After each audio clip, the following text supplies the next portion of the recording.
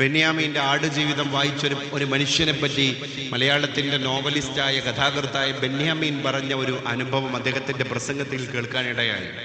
അദ്ദേഹം പറഞ്ഞത്, എൻ്റെ ആടുജീവിതം എന്ന് പറയുന്ന നോവല് തെക്കൻ ജില്ലക്കാരനായ നജീബ് എന്ന് പറയുന്ന ഒരു മനുഷ്യൻ അറേബ്യൻ മണലാരണ്യത്തിൽ ജീവിച്ചു തീർത്ത അദ്ദേഹത്തിൻ്റെ പരുപരുത്ത ജീവിതമാണ്. അർബാബിൻ്റെ മസ്രയിൽ പോകുന്നുണ്ട്, അവിടെ ആടിനെ നോക്കാൻ ഏൽപ്പിക്കപ്പെടുന്നുണ്ട്. ആട് ജീവിതം നയിച്ചിട്ട് നജീബും ഒരു ആടിനെ പോലെയായി മാറുന്നുണ്ട്. അത് വായിച്ച മലയാളിക്കൊക്കെ ആ സത്യം ബോധ്യപ്പെടും. അപ്പം ബെന്യാമീൻ, ഇതിൻ്റെ ഓദർ ബെന്യാമീൻ തന്നെ പറയാണ്, ഞാൻ എൻ്റെ ആടുജീവിതം എന്ന് പറയുന്ന നോവൽ എഴുതിയതിൻ്റെ പുറത്ത് എനിക്കുണ്ടായ ആഹ്ലാദം, ആ നോവലിന് കേന്ദ്ര സാഹിത്യ അക്കാദമി അവാർഡ് കിട്ടി എന്നുള്ളതോ അല്ലെങ്കിൽ മറ്റുള്ള പുരസ്കാരങ്ങൾ അതിനെ തേടി വന്നതോ എന്നതല്ല. അതിനേക്കാൾ ഉപരി എനിക്കുണ്ടായ സന്തോഷം അതൊരു മലയാളിയായ മനുഷ്യൻ്റെ ജീവിത സത്യമാണ്. അതെന്താണ് എന്ന് എല്ലാവർക്കും അറിയാനൊരു ആകാംക്ഷ. അപ്പം അദ്ദേഹം തന്നെ പറയാണ്, എൻ്റെ ആടുജീവിതം ഒരു മനുഷ്യനെ പുതിയ ജീവിതം കൊടുത്തു എന്ന സത്യം. അതെന്താണ്? ഒരു മലയാളി ചെറുപ്പക്കാരൻ, അദ്ദേഹം കുടുംബത്തിൻ്റെ കൂടെ അങ്ങനെ ജീവിക്കുന്നതിൻ്റെ ഇടയിൽ സാമ്പത്തികമായ വലിയൊരു പരാധീനത വരുന്നു, കടക്കണിയിലാകുന്നു, ബാങ്ക്രപ്റ്റ് വരുന്നു. അങ്ങനെ അയാൾ മാനസികമായിട്ട് അപ്സെറ്റ് ആകുന്നു, മൈൻഡ് ഔട്ടാകുന്നു, മാനസികമായിട്ട് തകർന്നടിയാണ്. അങ്ങനെ അയാൾ ഭാര്യനോടും മക്കളോടൊന്നും പറയാതെ ആത്മഹത്യ ചെയ്യാൻ തീരുമാനിക്കാൻ. നമ്മൾ ഫലസ്തീൻ്റെ കഥ പറഞ്ഞു. ഇത്രയും ദുരിതങ്ങൾ ഉണ്ടായിട്ട് ഫലസ്തീനിൽ ഒരു കുട്ടി പോലും ആത്മഹത്യ ചെയ്തിട്ടില്ല എന്ന കാര്യം പറഞ്ഞെടുത്ത് നമ്മൾ ഒരു ചെറിയ പ്രശ്നം ഉണ്ടാകുമ്പോഴേക്ക് ആത്മഹത്യയെ പറ്റി ചിന്തിക്കാൻ. അതിൻ്റെ ഒരു ഭാഗം കൂടിയായിരുന്നു ഈ മലയാളിയായ ചെറുപ്പക്കാരൻ. അങ്ങനെ അദ്ദേഹം ആത്മഹത്യ ചെയ്യാൻ തീരുമാനിച്ചു ഉറപ്പിച്ചതിൻ്റെ അടിസ്ഥാനത്തിൽ ഭാര്യയോടും മക്കളോടും പറയാതെ അങ്ങാടിയിൽ പോയിട്ട് അദ്ദേഹത്തിന് ആത്മാഹുതി നടത്താൻ ആവശ്യമായ വിഷപദാർത്ഥങ്ങൾ ഒരു പൊതിയിൽ അടക്കം ചെയ്ത് അദ്ദേഹത്തിൻ്റെ വീട്ടിലെ അലമാരിയിൽ അദ്ദേഹം ഭദ്രമായി പൂട്ടിവെച്ചു. എന്നിട്ട് അദ്ദേഹം ഇങ്ങനെ മനസ്സിൽ കരുതി, നാളെ പ്രഭാതം പൊട്ടിവിടർന്നു കഴിഞ്ഞാൽ അവ്വല് സുബൈക്ക് ഞാൻ വെറും വയറ്റിൽ ഈ വിഷപദാർത്ഥങ്ങൾ അകത്താക്കിയിട്ട് ഈ ലോകത്തോട് വിട പറയും, എനിക്ക് ജീവിതം മടുത്തു എന്ന് ശപഥം ചെയ്തിരിക്കുകയാണ് അയാൾ.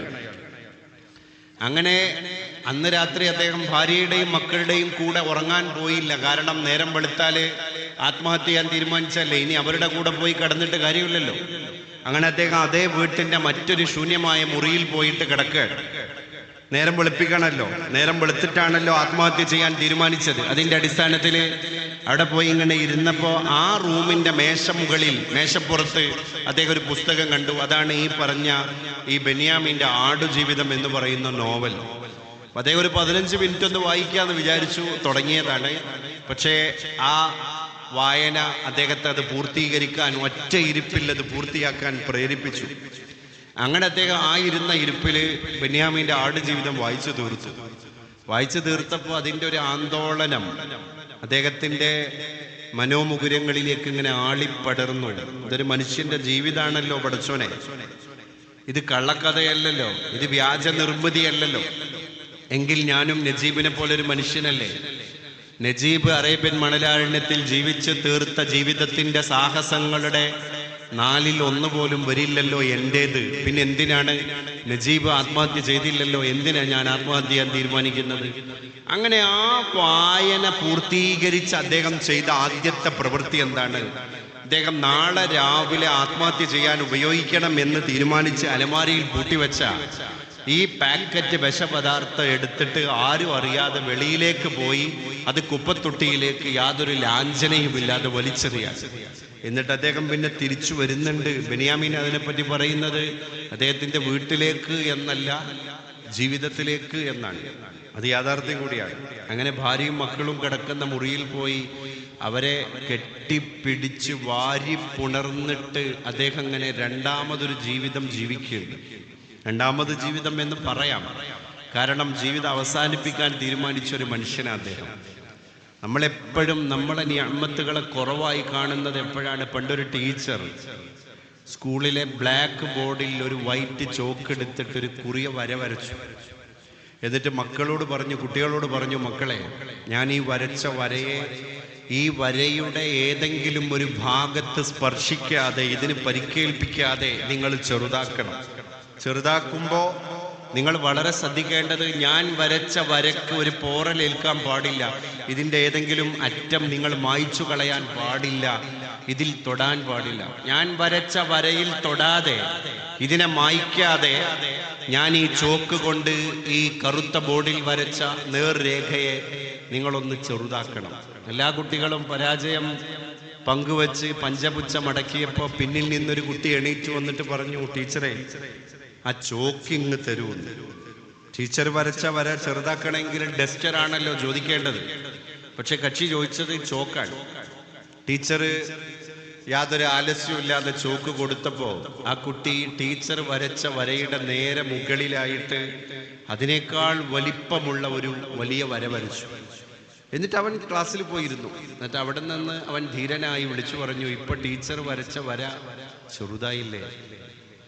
ഞാൻ വരച്ച ദീർഘമായ വരയിലേക്ക് ചേർത്ത് നോക്കിയപ്പോൾ ടീച്ചറുടെ വര ചെറുതായില്ലേ? അപ്പൊ ടീച്ചർ ശാന്തയായി കൈയടിച്ചു, കുട്ടികളും കൈയടിച്ചു. അതായിരുന്നു ശരി. നമ്മൾ ജീവിതത്തിലെ ശരിയെ കണ്ടെത്താൻ നമ്മളെ ജീവിതത്തെ മാത്രം പാകപ്പെടുത്തിയാൽ പോരാ, നമ്മളെക്കാൾ കഷ്ടപ്പെടുന്ന വലിയ വലിയ പ്രതിസന്ധിയുള്ള ആളുകളുടെ ജീവിതത്തെ കണ്ടെത്തുക കൂടി വേണം. അതാണ് ഇസ്ലാമിന്റെ സൈക്കോളജി. സോഷ്യലാകണം. അതുകൊണ്ടാണ് ജമാഅത്ത് നിസ്കാരത്തിന് 27 ഇരട്ടി പ്രതിഫലം ഇസ്ലാം കൊടുത്തത്. എന്തിനാണ്? ഒറ്റക്ക് വീട്ടിൽ നിന്ന് മുസല്ലയിട്ട് നിസ്കരിച്ചാൽ നിസ്കാരാവൂലേ? ആവും. ഫർളായ നിസ്കാരം അദാ ആയിട്ട് തന്നെ നിങ്ങൾ നിർവഹിച്ചു. അല്ലാഹുവിന്റെ ചോദ്യത്തിൽ നിന്ന് നിങ്ങൾ രക്ഷപ്പെട്ടു. പക്ഷേ 27 ഇരട്ടി പ്രതിഫലം നിങ്ങൾക്ക് സ്വായത്തമാക്കാൻ കഴിഞ്ഞിട്ടില്ല. അതെവിടെയാണ്? അത് ജമാഅത്തായ നിസ്കാരത്തിലാണ്. നിങ്ങൾ സഫുകൾ ശരിയാക്കി മടപ്പൊപ്പിച്ച് നിങ്ങൾ സഫ് കെട്ടി നിസ്കരിക്കണം. നിങ്ങളുടെ കാലുകൾക്ക് ചുമലുകൾക്കിടയിലുള്ള വിടവുകൾ നിങ്ങൾ നികത്തണം.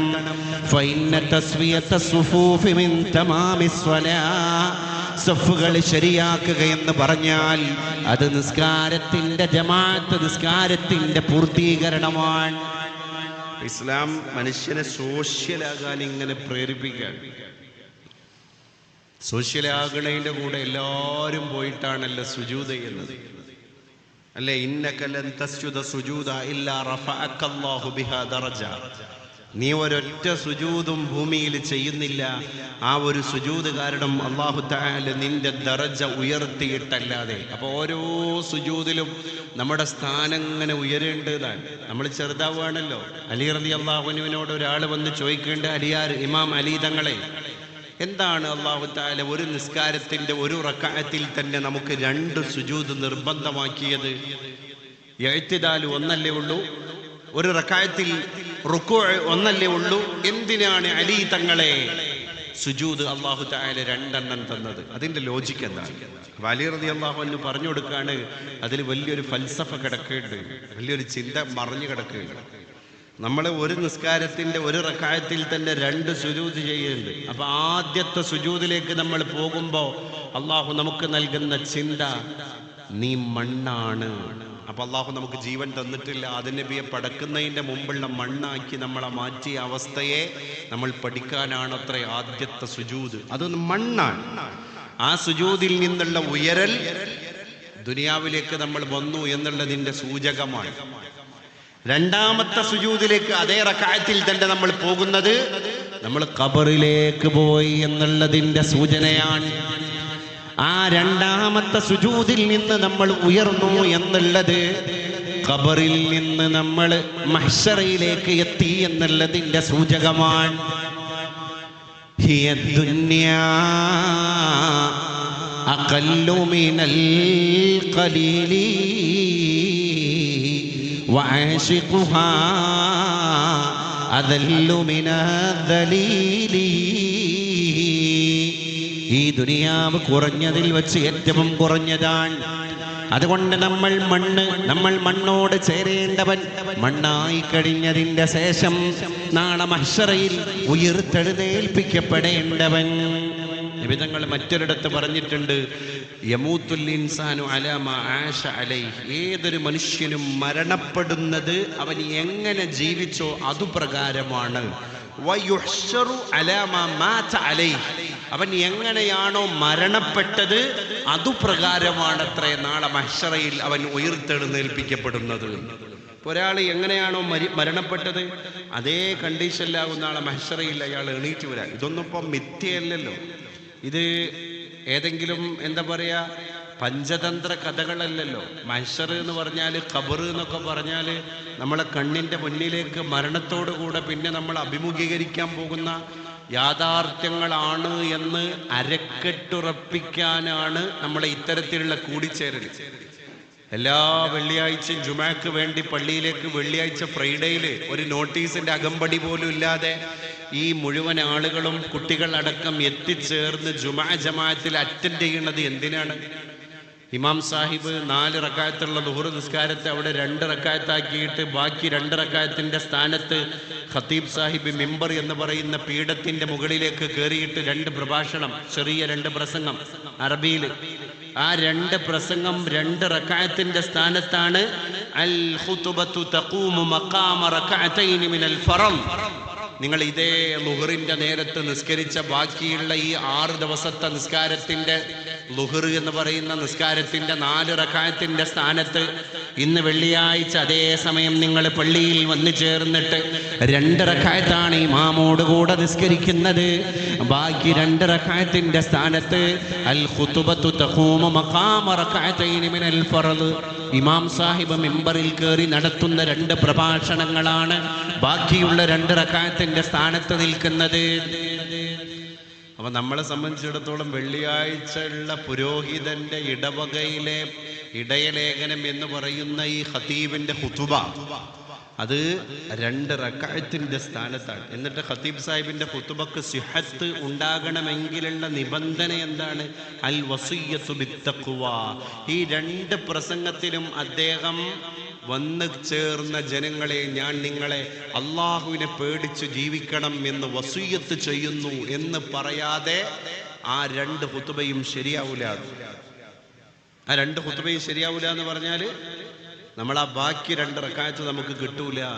അപ്പൊ അതിന്റെ അർത്ഥം എന്താണ്? ഈ ജനങ്ങളെ മുഴുവൻ വിളിച്ചു കൂട്ടിയിട്ട് ഇത്തഖുല്ലാഹ ഹഖ്ക തുഖാത്തി, അല്ലെങ്കിൽ ഊസീകും ഇബാദല്ലാഹ് വ ഇയ്യായ ബിത്തഖ്വല്ലാഹ്, നിങ്ങൾ ഈ തന്ന കൽബ് കൊണ്ട് മുകളിൽ ഒരാൾ ഉണ്ട് എന്ന പേടിയോടുകൂടെ തന്നെ കുടുംബം പുലർത്തണം.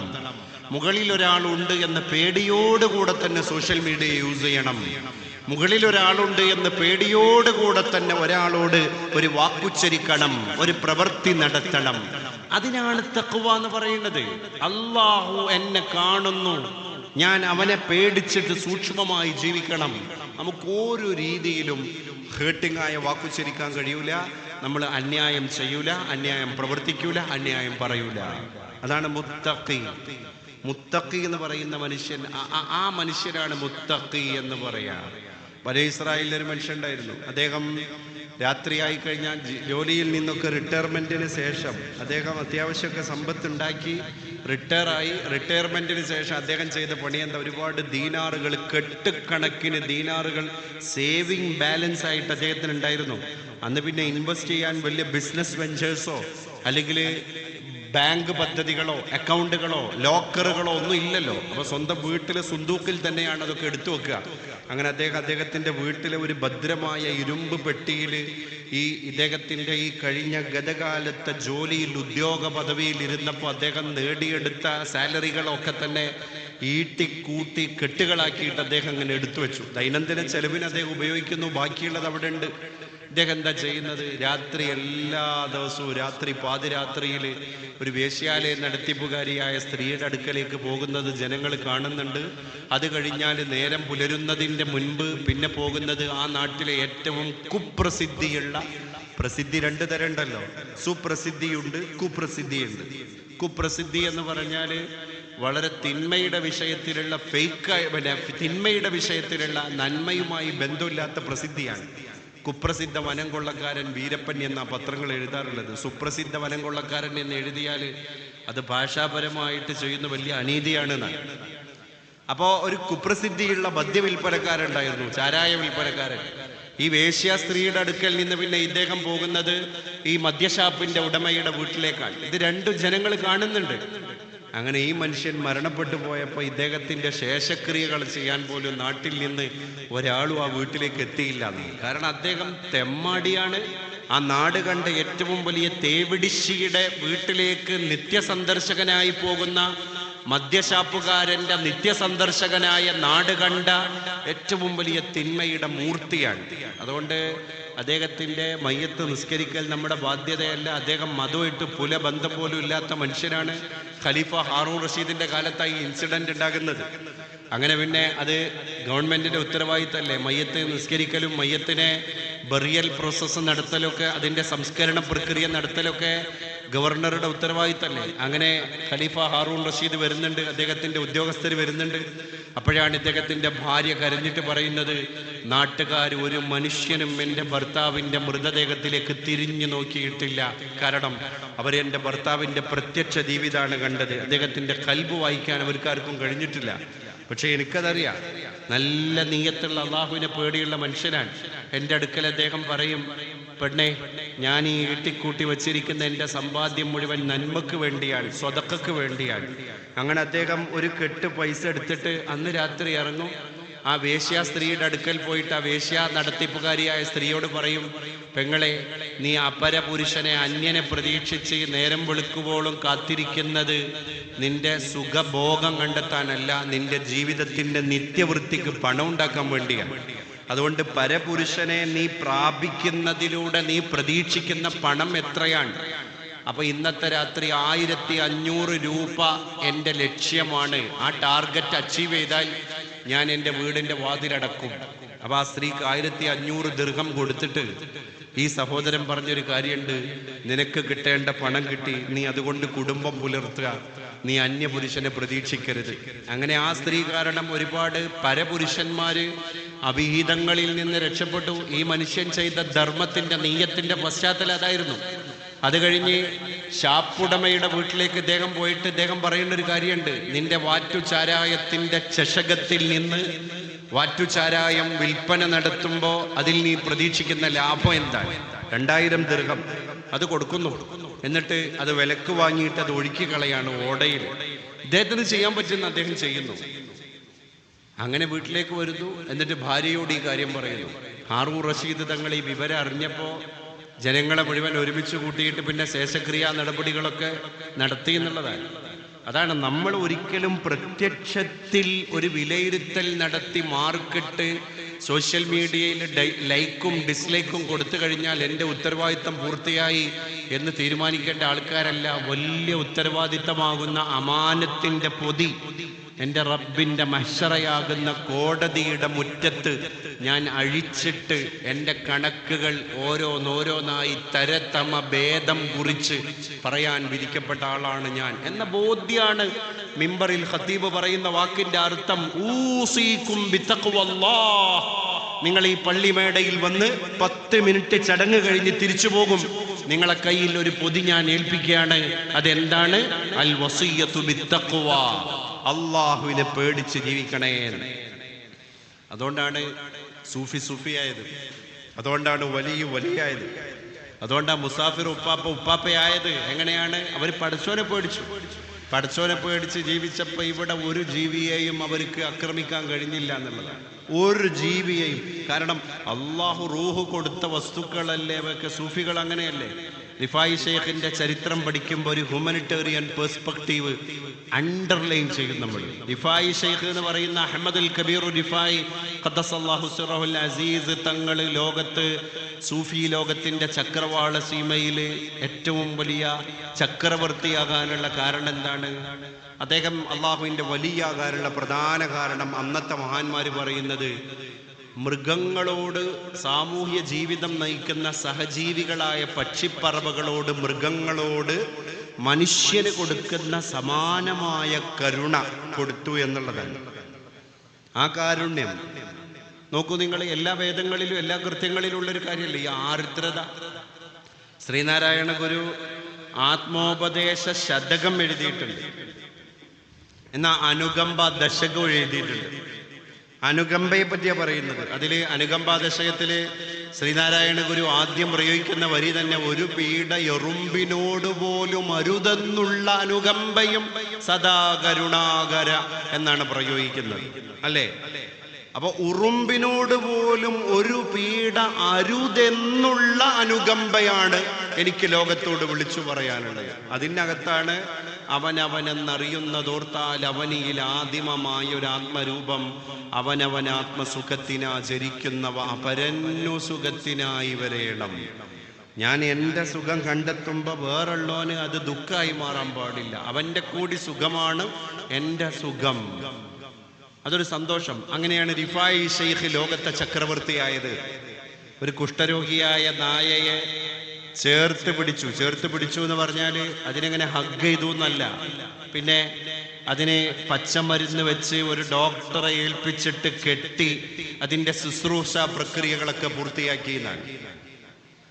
അപ്പൊ എല്ലാവരോടും കരുണ ചെയ്താലേ നമുക്ക് ലോകത്ത് നന്മയുടെ മൂർത്തിയാകാൻ കഴിയുള്ളൂ എന്ന് ദീനുൽ ഇസ്ലാം നമ്മളെ പഠിപ്പിക്കുന്നു എന്നുള്ളതാണ്. അപ്പൊ അള്ളാഹുവിനെ ശുക്ർ ചെയ്യുമ്പോൾ അതൊക്കെ കണ്ടിട്ട് വേണം ശുക്ർ ചെയ്യാൻ. അതാണ് ഞാൻ പറഞ്ഞു വെച്ചത്. ആ അറബി സഹോദരൻ പറഞ്ഞ വാക്ക്, അൽഹംദുലില്ലാഹി ഫീ ഹാദൽ വഖ്ത്, ഈ സമയം എൻ്റെ കയ്യിൽ തന്ന റബ്ബിനാണ് സർവസ്തുതിയും. ആ ഹംദിന് വലിയ അർത്ഥമുണ്ട്. ഈ സമയത്തിന്റെ പേരിൽ ഞാൻ അള്ളാഹുവിനെ ഹംദ് ചെയ്യുന്നു എന്ന് പറഞ്ഞാൽ എന്താ? അള്ളാഹുവേ തമ്പുരാനെ, ഇപ്പൊ നീ ഒരു ദുഃഖം തന്നിട്ടില്ലല്ലോ, ഇപ്പൊ ഞാൻ കയ്യിന് ട്രിപ്പ് ഇട്ടിട്ടില്ല, ഇപ്പൊ വെന്റിലേഷൻ സൗകര്യത്തോടു കൂടെയല്ല ഞാൻ ശ്വസിക്കുന്നത്, ഞാൻ അൺമാസ്ക് ചെയ്ത് ഈ പ്രകൃതിയിൽ നീ നിറച്ച ഓക്സിജനെ എൻ്റെ സ്വന്തം നാസാരന്ധ്രങ്ങളെ കൊണ്ട് വലിച്ച് അകത്തേക്ക് കയറ്റാണ്.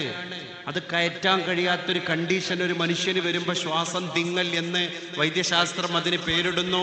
പിന്നെ കൃത്രിമ ശ്വാസ ഉപകരണങ്ങളുടെ മാസ്ക് ഘടിപ്പിച്ചിട്ട് വെന്റിലേറ്ററിന്റെ സൗകര്യത്തോടു കൂടെ നമ്മൾ ശ്വസിക്കുന്നു, അല്ലെ? ഇപ്പൊ നമ്മളെ ശ്വസന പ്രക്രിയക്ക് അല്ലാഹു തആല ഒരു കണക്കും നമ്മളെ കയ്യിൽ തന്നിട്ടില്ല. ഒരു ദിവസം ശ്വസിക്കാൻ കഴിയാതെ വന്നാൽ വെന്റിലേറ്ററിന് ഒരു ദിവസം കൊടുക്കുന്ന വാടക എത്ര 10,000 എണ്ണിക്കൊടുക്കുകയാണ്. അപ്പൊ ആ ബന്ധു ഇങ്ങനെ പറയാണ്, ആ എണ്ണിക്കൊടുത്ത ബന്ധു പറയാണ്, 10,000 എണ്ണിക്കൊടുത്ത ആള് പറയാണ്, പടച്ചോനെ തമ്പുരാനെ, പ്രകൃതിയിൽ ഇങ്ങനെ ന്യായമായിട്ടും നമ്മൾ വലിച്ചു ശ്വസിച്ചു വിട്ട ഓക്സിജന്റെ കണക്ക് പടച്ചറപ്പ് നമ്മളോട് ഇതുവരെ ചോദിച്ചിട്ടില്ല. ഒരു ആതുരാലയത്തിലേക്ക് കയറിയപ്പോൾ അവർ പറഞ്ഞു, ഞങ്ങളെ വെന്റിലേറ്ററിന് ഒരുപാട് ലക്ഷങ്ങളുടെ രൂപയുണ്ട്, അത് കൊണ്ടുവരാൻ ഒരുപാട് സാഹസങ്ങളുണ്ട്, അതിൻ്റെ പിന്നിൽ ഒരുപാട് ഡോക്ടർമാരുടെ നിരീക്ഷണങ്ങളുണ്ട്, അതിനൊക്കെ ബില്ല് പേ ചെയ്യണം എന്ന് പറഞ്ഞിട്ട് ഒരു ദിവസം നമ്മൾ യന്ത്രത്തിൻ്റെ അകമ്പടിയോടുകൂടെ ശ്വസിച്ചതിന് എണ്ണിക്കൊടുത്തത് 10,000. അപ്പൊ നമ്മളുടെ ഓരോ ശ്വാസത്തിനും നമ്മൾ പഠിച്ചവനോട് കണക്ക് പറയണം എന്നാണ്. ഇത് ശ്വസിക്കാൻ കഴിയാത്ത അവസ്ഥ വന്നാൽ ഇപ്പൊ ലെൻസിന് ഒരു കുഴപ്പമില്ല, അല്ലേ? ഇതൊക്കെ അള്ളാഹു പഠിച്ചത് ഒരു ഇൻസിഗ്നിഫിക്കന്റ് സ്പേമിൽ നിന്നാണ്. ഒരു വളരെ നിസാരമായ ഒരു ഗ്ലിങ്കിങ് സൈഗോട്ട്, ഒരു ഇന്ദ്രിയത്തുള്ളി. അള്ളാഹു ഖുർആനിലെ ആദ്യത്തെ ആയത്തേതാ ചോദിച്ചത്? ഇഖ്റ ബിസ്മി റബ്ബിക്കല്ലദീ ഖലഖ്, നിന്നെ പടച്ച തമ്പുരാന്റെ പേരിൽ നീ വായന നടത്ത്. അവൻ നന്നായി വായിക്കണം എന്ന് ഇസ്ലാം നമ്മളോട് പറഞ്ഞു. എന്തും വായിക്കണം എന്നതിൻ്റെ അർത്ഥം. വായിച്ചാലേ മനുഷ്യൻ വളരുള്ളൂ. പണ്ട് കുഞ്ഞുണ്ണി മാഷ് പറഞ്ഞാതിരി വായിച്ചാലും വളരും, വായിച്ചില്ലെങ്കിലും വളരും. വായിച്ചു വളർന്നാൽ വിളയും, വായിക്കാതെ വളർന്നാൽ വളയും. വൈക്കം മുഹമ്മദ് ബഷീർ പറഞ്ഞിട്ടുണ്ട്, വായിച്ചു ജീവിക്കുന്നവൻ പല ജീവിതം ജീവിക്കുന്നു, വായിക്കാതെ ജീവിക്കുന്നവൻ ഒറ്റ ജീവിതം ജീവിക്കുന്നു ഈ ആലം ദുനിയാവിൽ. വായിക്കാതെ ജീവിക്കുന്നവൻ ഒറ്റ ജീവിതം ജീവിക്കുക എന്ന് പറഞ്ഞാൽ അവന് റൂഹ് പിരിയുമ്പോൾ അതോടുകൂടെ അവൻ മരിക്കുന്നു. അവൻ ജനിച്ചപ്പോൾ അവൻ ജീവിക്കാൻ തുടങ്ങി, ഖലാസ്. പക്ഷെ വായിക്കുന്ന ആളങ്ങനല്ല, പല ജീവിത. ഇപ്പൊ ഖസാക്കിന്റെ ഇതിഹാസം വായിച്ച ആള് OV വിജയന്റെ കൂടെ ജീവിക്കുകയാണ്, തൻ്റെ പ്രിയപ്പെട്ട പെങ്ങള് രാധയുടെ കൂടെ ജീവിക്കുകയാണ്, പാലക്കാട്ടിലെ തസ്രാക്ക് എന്ന് പറയുന്ന കൊച്ചു ഗ്രാമത്തിലെ കരിമ്പനകൾക്കിടയിൽ ജീവിക്കുകയാണ്, രവിമാഷയുടെ കൂടെ ഏകാധ്യാപക വിദ്യാലയം നടത്തിയ രവിമാഷ കൂടെ ജീവിക്കുകയാണ്, അവിടെ തന്നെ മദ്രസ നടത്തിയ അള്ളാപിച്ച മൊല്ലാക്കാന്റെ കൂടെ ജീവിക്കുകയാണ്. അപ്പോൾ ഖസാക്കിന്റെ ഇതിഹാസം വായിച്ചൊരു മലയാളി ഖസാക്കിലൂടെ ജീവിക്കാൻ, പാലക്കാട്ടിലൂടെ ജീവിക്കാൻ, അതൊരു ജീവിതമാണ്. MTയുടെ മഞ്ഞ് വായിച്ച ആള് അതിലൂടെ ജീവിക്കാൻ. വായിച്ചു കൊണ്ട് വളരണം, കുട്ടികളെ വായിപ്പിച്ച് ശീലിപ്പിച്ചു വളർത്തണം. ബിസ്മി റബ്ബിക്കല്ലദീ ഖലഖ്, പടച്ച തമ്പുരാന്റെ നാമത്തിൽ. വല്ലാഹു ഖാലിഖാൻ. എന്നിട്ട് അല്ലാഹു അടുത്ത ആയത്തിൽ പറയുന്നത് ഖലഖൽ ഇൻസാന മിൻ അലഖ്, മനുഷ്യ നിന്നെ ഞാൻ പടച്ചിരിക്കുന്നത് ഒരു ഇൻസിഗ്നിഫിക്കന്റ് ബിഗിനിങ്ങിലൂടെയാണ്. സ്പേം, ഒരു ഇന്ദ്രിയത്തുള്ളി അല്ലേ, വളരെ നിസ്സാരം എന്ന് പറഞ്ഞ് നമ്മൾ മൈൻഡ് ചെയ്യാത്ത ഒറ്റ ഇന്ദ്രിയത്തുള്ളിയിൽ നിന്നല്ലേ മനുഷ്യ നീ എന്ന സ്വത്വം രൂപപ്പെട്ടത്. നമ്മളൊന്ന് ആലോചിച്ച് നോക്ക്, ശരിക്കാലോചിച്ചാലേ ആ ഒട്ടിപ്പിടിച്ച ഇന്ദ്രിയത്തുള്ളിയാണല്ലോ പഠിച്ചോനെ ഒരു ബ്രെയിനായത്. ആ ഇന്ദ്രിയത്തുള്ളിയാണല്ലോ എൻ്റെ ഐ അല്ലേ, എൻ്റെ നോസ്, എൻ്റെ ടീത്ത്, എൻ്റെ ഹാൻഡ്, എൻ്റെ ലിവർ, എൻ്റെ ലെൻസ്, എൻ്റെ ബോൺ, എൻ്റെ നെർവ്, എല്ലാം അതാണല്ലോ. എൻ്റെ പെങ്ങളുടെ യൂട്രസ്, എൻ്റെ സ്റ്റൊമക്ക്, എൻ്റെ സ്കിൻ, എൻ്റെ ബ്ലഡ്, എല്ലാം അതാണല്ലോ റബ്ബേ. അപ്പൊ ഒരു ഒട്ടിപ്പിടിക്കുന്ന ഇൻസിഗ്നിഫിക്കന്റ് ആയ സ്പേമിന് ഇങ്ങനെയൊക്കെ ആകാൻ കഴിയോ? അപ്പൊ അതിന്റെ പിറകിൽ ദർ ഈസ് എ ക്രിയേറ്റർ, ഖാലിഖ്.